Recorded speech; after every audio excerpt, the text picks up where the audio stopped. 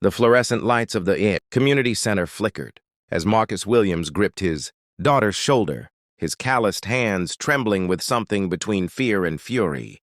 "We're leaving. Maya. Right now." His voice cracked despite his attempt at authority, drawing stares from the other parents scattered around the chess tables. But Maya, all of 8 years old with cornrows, fastened tight, and her grandmother's determined eyes, didn't budge from her seat across from the silver-haired man in the expensive suit. She simply moved her knight forward, the piece clicking softly against the board, a sound that would shatter one. Man's armor and rebuild another man's heart. Marcus had known this day would come, had dreaded it since the moment. He'd seen the flyer on their apartment door 3 weeks ago. Free chess program for underprivileged youth, sponsored by Thornton Industries. That name, that company, the corporation that had destroyed his life, crushed his dignity, and left him scrambling to keep a roof over Maya's head after they'd laid off 200 workers without warning. His wife Sarah had been one of them, her stress-induced heart attack coming just 6 months later. The doctor said it was genetic, but Marcus knew better. Thornton Industries had killed his wife as surely as if they'd pulled a trigger. He'd tried to keep Maya away from the program, signed her up for the library's reading club instead, took her to the park every Saturday, did everything he could to fill her time. But Maya had inherited her mother's stubborn streak along with her smile.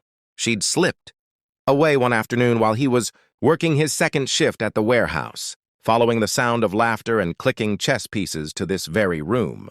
Now, 3 weeks later, she'd made it to the final round of the center's tournament, and her opponent was Richard Thornton himself, the CEO who'd decided that quarterly profits mattered more than 200 families' livelihoods.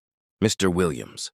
Thornton's voice was measured, calm, the voice of a man accustomed to being obeyed.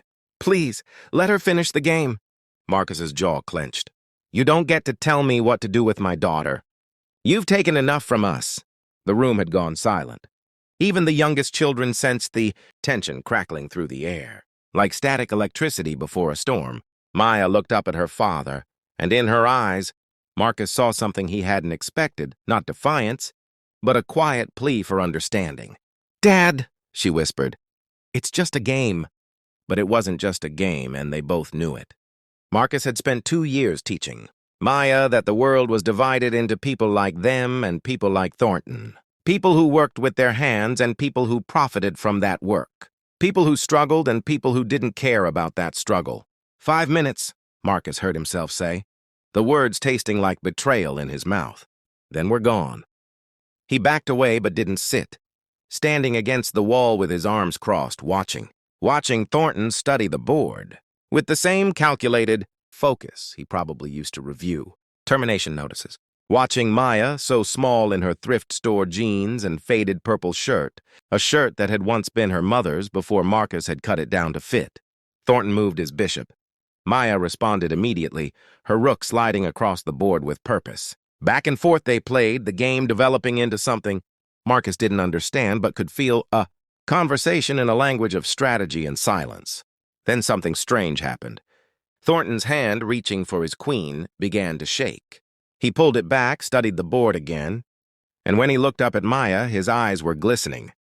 "Your mother taught you this opening, didn't she?" he said quietly. "The Budapest Gambit. It was Sarah's favorite." The room seemed to tilt. Marcus pushed off from the wall. "How do you know my wife's name?" Thornton didn't look at him, kept his gaze fixed on Maya. "Because I played chess with her every lunch break for 3 years. She was the best player in the company, the best friend I ever had." His voice fractured on the last word. "And I killed her." The admission hung in the air like smoke. Marcus felt his anger warring with confusion, his certainty crumbling. "The layoffs," Thornton continued, speaking to the chessboard as if it held some absolution he couldn't find in Marcus's face. "The board demanded them. Shareholders demanded them. I demanded them because I was too weak to fight for what mattered. Sarah came to my office the day we announced the terminations. She didn't beg for her job. She asked me if I remembered why I'd started the company, if I remembered what I'd promised myself about the kind of leader I'd be." He finally looked up at Marcus, and the naked pain in his expression was almost unbearable to witness. I chose the bottom line over people, over her. I've lived with that choice every single day since. Marcus felt his knees weaken. He'd spent 2 years nurturing his rage, feeding it, letting it sustain him through the grief. But rage was easier than this. This complicated truth that the man he'd hated might also be drowning in the same ocean of guilt and loss. Mr. Thornton comes here every week, Maya said softly, speaking for the first time since the game began. He teaches us chess. He brings snacks. Last week, when Jamal's mom couldn't afford his asthma medicine, Mr. Thornton paid for it. He didn't make a big thing about it. He just did it. Thornton shook his head. I don't know what I'm trying to do. Atone? You can't atone for the unforgivable.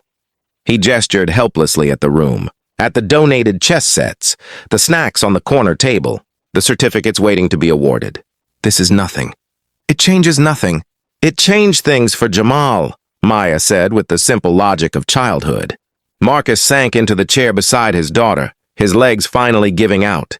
He looked at the chessboard, at the pieces frozen in their strategic dance, and understood why Maya had been so insistent on coming here. Not rebellion, not naivety, but a wisdom he'd lost somewhere in his grief, the understanding that people could be both the worst and best versions of themselves, that pain didn't erase the possibility of redemption, that hate was exhausting and forgiveness might be the only thing that could finally let them all breathe. Sarah would want you here, Thornton said to Maya. She talked about you constantly. How smart you were, how kind, how you'd change the world someday. A tear tracked down his weathered face. I didn't deserve her friendship. I don't deserve your forgiveness. But I swear to you, on her memory, I rehired everyone I could find. I restructured the company. I've spent the last year trying to be the person Sarah believed I could be. Marcus's throat tightened. She believed in everyone, he managed. Even people who didn't believe in themselves. They sat in silence for a long moment. 3 people bound by loss and love for the same remarkable woman. Then Maya reached out and moved her queen, placing it beside Thornton's king. Checkmate, she said gently. But it's okay. We can play again next week. If Dad says it's okay? Both men looked at her. This small girl who understood something profound about the human heart's capacity for brokenness and repair. Marcus felt something shift inside his chest. A fortress wall cracking, letting in light he'd tried to keep out. Yeah, he heard himself say. Yeah, we can come back. Thornton extended his hand across the chessboard. Marcus stared at it for a long moment, this offering from the man who represented everything he'd lost, everything he'd hated, but also the man who'd loved Sarah's friendship, who was trying despite the weight of his failures, who showed up every week to teach chess to kids who reminded him of his worst mistakes. Marcus took the hand. The grip was firm, desperate, grateful. I can't forgive you yet, Marcus said honestly. Maybe not ever. But I can try. Sarah would want me to try. That's more than I deserve, Thornton whispered. Maya began resetting the chess pieces, her small hands moving with purpose. Can you teach Dad to play too? She asked Thornton. He doesn't know chess yet, but he's really smart. Mom always said so. And there, in that modest community center with its flickering lights and donated equipment, 3 people began the slow, difficult work of healing. Not because pain had disappeared or wrongs had been erased, but because a little girl had made the bravest move of all, choosing connection over isolation, hope over despair, and love over the legacy of loss. The chess pieces clicked as Maya set them in their starting positions. Ready for a new game, a new beginning. Outside, the sun broke through the clouds, casting long shadows across the board. Shadows that would always be there, but no longer seemed quite so dark. And Marcus, watching his daughter's face light up as she explained the rules to him, felt his wife's presence like a warm hand on his shoulder.